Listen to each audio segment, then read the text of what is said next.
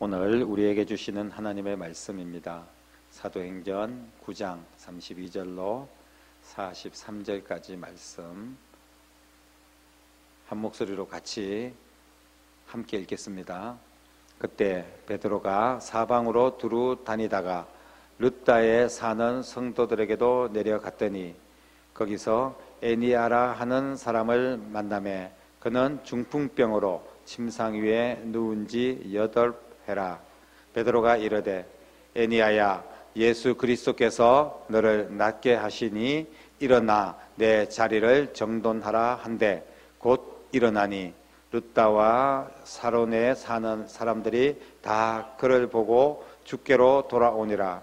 요바에 다비다라 하는 여제자가 있으니 그 이름을 번역하면 도르가라 선행과 구제하는 일이 심히 많더니 그때에 병들어 죽음에 시체를 씻어 다락에 누이니라.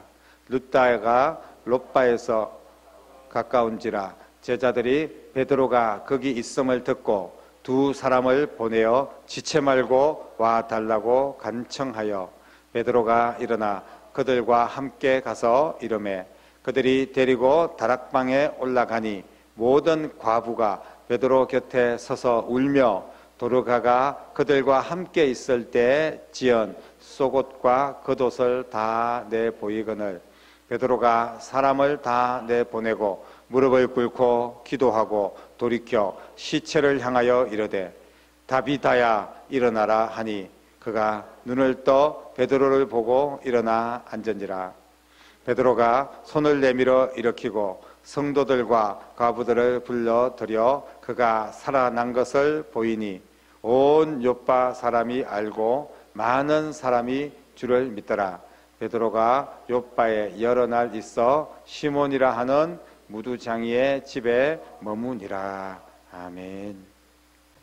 가정의 달 5월인데 가정이 건강하고 행복하고 그리고 특별히 5월달 화목하고 모든 가정들이 기쁨이 충만한 그런 가정이 될 수 있기를 주님의 이름으로 축복합니다.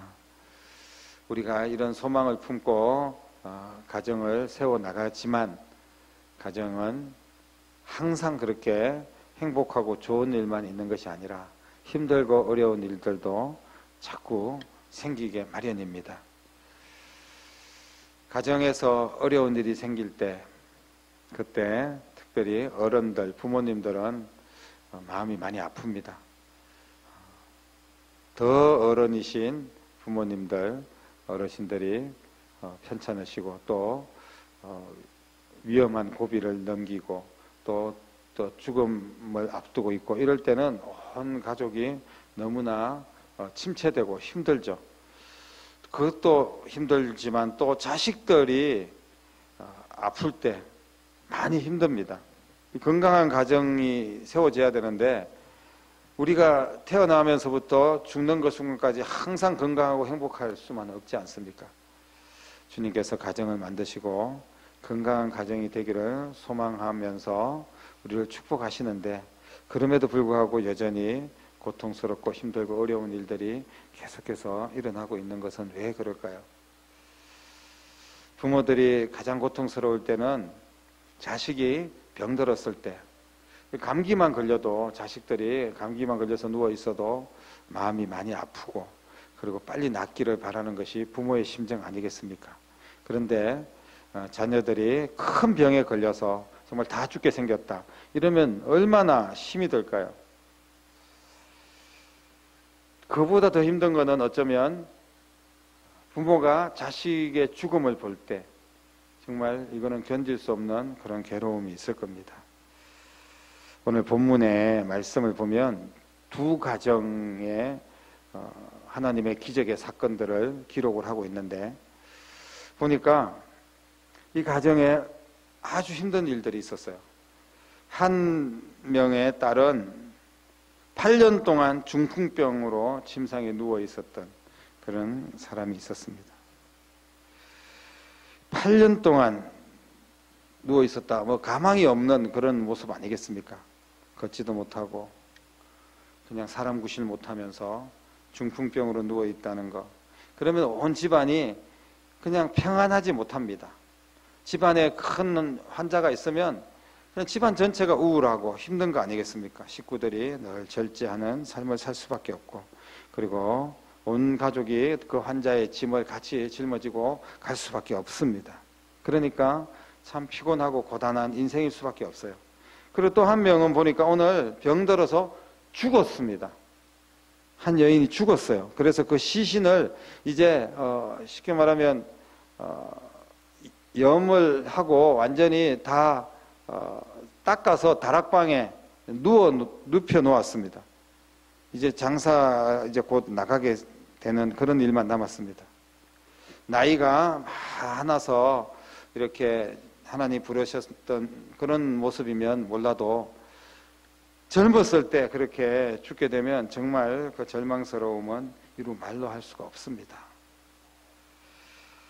그 절망 가운데 울부짖는 그 가정들의 한 사람이 찾아오죠. 오늘 본문에 보니까 이 베드로라는 사람이 찾아오는데, 이분이 찾아와서 8년 동안 중풍병 앓고 있는 이 중병의 한 여인을 고쳐주십니다. 깨끗하게 다시 회복이 됩니다. 이런 말도 안 되는 이야기들이 성경에는 엄청나게 많이 기록이 되어 있습니다. 그런데 뭐 아픈 사람을 낫게 하는 거는 뭐 그럴 수 있다고 생각을 해볼 수 있지 않겠습니까? 우리가 뭐 백신을 맞으면 좀 보호가 되고, 또 치료제를 투입을 하면 낫기도 하고, 또 어떤 병들이 시간이 지나면 또 우리 몸에서 회복의 능력이 있기 때문에 또 저절로 낫기도 하고 이렇지 않습니까? 그런데 죽은 사람이 살아난다는 것은 정말 있을 수 없는 이야기 아니겠습니까? 오늘 보니까 죽은 사람도 살아나는 역사가 있었습니다. 어떻게 이런 일이 가능하겠습니까? 그 사람들이 지금 병든 딸이나 이 죽은 사람이나 이 여인들은 아무런 능력이 없습니다. 그 사람들이 자신의 능력으로 뭔가 일어나지는 못했어요.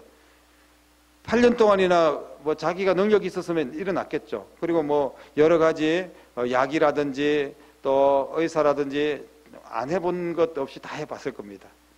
그런데 낫지 못했습니다. 살릴 수 없습니다. 그런데 어떤 한 사람이 와서 살려주었어요. 뭐 예수님이 재림하신 것도 아니고, 그분이 아까도 말씀드렸듯이 베드로라는 사람인데, 도대체 이분은 어떻게 사람을, 병든 자를 치료하고 그리고 죽은 자를 살릴 수가 있을까요? 베드로에게 무슨 능력이 있을까요? 어떻게 이런 일이 일어날 수가 있습니까? 지금 중풍병을 앓고 있던 한 여인, 애니야라 하는 여인인데, 지금 베드로가 애니야야, 예수님께서 너를 고쳐주신다, 일어나라, 이렇게 이야기했죠. 그리고 또 죽은 다비다, 번역하면 도르가라고 이야기를 하고 있는데, 이 다비다라는 한 여인은 죽었어요. 그런데 이 여인에게 그냥 하나님 앞에 먼저 기도 드리고 난 뒤에 다비다에게도 일어나라고 그렇게 선포합니다. 정말 이거는 참 놀라운 기적이다, 이렇게 이해하기보다는 사이비 종교 같은 그런 느낌마저 들고 있습니다. 어떻게 죽은 자가 일어납니까? 죽은 척 했을 것이다, 이렇게 우리가 짐작할 수밖에 없습니다. 어떻게 죽은 자가 살아나겠습니까? 베드로는 무엇을 가지고, 무슨 신통한 능력으로 죽을 병과 심지어 죽은 사람까지 회복시킬 수 있었을까요? 우리는 오늘 본문에서 너무나 중요한 한 단어를 기억해야 됩니다. 이것이 복음의 핵심입니다. 이것 빼면 베드로든 누구든 아무것도 할 수가 없는 거예요. 이게 바로 뭐냐 하면, 베드로가 이르되 애니야야, 예수 그리스도께서 너를 낫게 하셨다, 자리를 정돈하고 일어나라 라고 말합니다. 베드로가 그런 큰 기적을 일으킬 수 있었던 것은 오직 예수 그리스도의 이름인 줄로 믿으시기를 바랍니다. 우리의 삶의 모든 기적은 오직 예수 그리스도의 이름입니다. 베드로는 예수님 믿는 사람입니다. 예수 그리스도의 일을 하는 사람입니다. 예수 그리스도의 이름으로만 일을 하는 사람이에요. 자신의 이름으로 내가 베드로다, 일어나라, 이런 적이 없습니다. 내가 지금까지 얼마나 많은 사람을 일으키고 얼마나 많은 사람을 고쳤는데 너도 일어나라. 그런 적이 없었습니다. 베드로는 항상 예수 그리스도 이름으로 명하노니 일어나라. 예수님 이름으로 기도하고 예수님 이름으로 선포하고, 그래서 병든 자를 일으켜 세우고 죽은 자를 살리는 능력을 행한 줄로 믿으시기를 바랍니다. 베드로가 뭔가 대단한 능력이 있는 게 아니라 예수님께서 베드로에게 믿음 주시고, 또 예수님께서 베드로를 에니야와 또 도로가 이 다비다에게 예수님께서 보내신 거예요. 주님께서 살리시기 위해서 베드로를 사용하신 것 뿐입니다. 베드로는 그냥 예수님의 선한 도구로 쓰임받았을 뿐입니다. 예수님께서 베드로에게 예수님의 이름으로 일할 수 있도록 믿음 주시고 지혜 주시고 능력 주셨습니다. 그리고 예수님의 이름으로 선포할 때 베드로의 선포한 모든 것들을 우리 예수님께서, 살아계신 예수님께서 책임져 주신 줄로 믿으시기를 바랍니다. 온전한 믿음으로 예수 그리스도의 이름을 선포하면 하나님의 능력이 나타나는 줄로 믿습니다. 예수 그리스도의 이름은 모든 질병을 해결하는 능력이십니다. 예수 그리스도의 이름은 모든 사람의 죽음을 회복시키는 능력인 줄로 믿으시기를 바랍니다. 예수 그리스도의 이름은 모든 사람의 죄를 용서하는 이름이고, 예수 그리스도의 이름은 모든 사람들의 실패와 좌절과 아픔을 다시 회복시키시고 일으키시는 능력인 줄로 믿습니다. 오직 예수 그리스도의 이름만이 우리의 가정의 아픔과 코로나의 고통과 우리의 눈물과 우리의 한숨을 해결할 수 있는 능력인 줄로 믿습니다. 사랑하는 성도 여러분, 그래서 오늘날 우리도 베드로와 같은 그런 신앙을 가지고 주님을 따라가야 됩니다. 베드로는 얼마나 대단한 사람인데 이 베드로와 같이 우리가 어떻게 따라갈 수 있겠습니까? 베드로 흉내라도 낼 수 있겠습니까? 어디에서 우리가 이런 능력을 나타낼 수 있겠습니까? 오늘 베드로와 같이 베드로를 본받아서 베드로처럼 우리도 행하라는 그런 의미의 말씀은, 베드로가 어떻게 기적을 행하고 어떻게 하나님을 일을 했는지 그것을 따라가라는 말씀입니다. 베드로의 능력이 아니라 예수 그리스도의 능력입니다. 베드로에게는 아무 능력이 없습니다. 저에게도 아무런 능력이 없습니다. 그러나 베드로나 저나 여러분들이나 똑같은 사람들이지만 우리가 진실한 믿음을 가지고 예수 그리스도의 이름으로 선포할 때 질병이 떠나가고 문제가 해결될 줄로 믿으시기를 바랍니다. 이거는 베드로가 아니더라도 상관이 없습니다. 사도 바울이 아니더라도 상관이 없습니다. 심지어는 예수님이 아니어도 됩니다. 그냥 예수 그리스도를 온전히 믿고 예수 그리스도 이름으로 행하면 하나님의 능력은 반드시 나타나게 될 줄로 믿습니다. 오늘 본문은 바로 예수 그리스도께서 그런 능력의 하나님이시는 것을 증언하는 그런 사건입니다. 단지 베드로가 그냥 불쌍해서 어떤 사람 고쳐주고 살려주고 이런 내용이 아니라 예수 그리스도의 능력이 어디까지냐? 한계가 없다는 겁니다. 그냥 많은 병든 자들이 살아났다 이렇게 하는 것보다 예수 그리스도의 능력, 예수 그리스도의 이름은 한계가 없다는 것을 보여주기 위해서 굳이 죽은 자를 살리는 놀라운 은혜를 또 하나님 말씀을 통하여 우리에게 보여주시는 것입니다.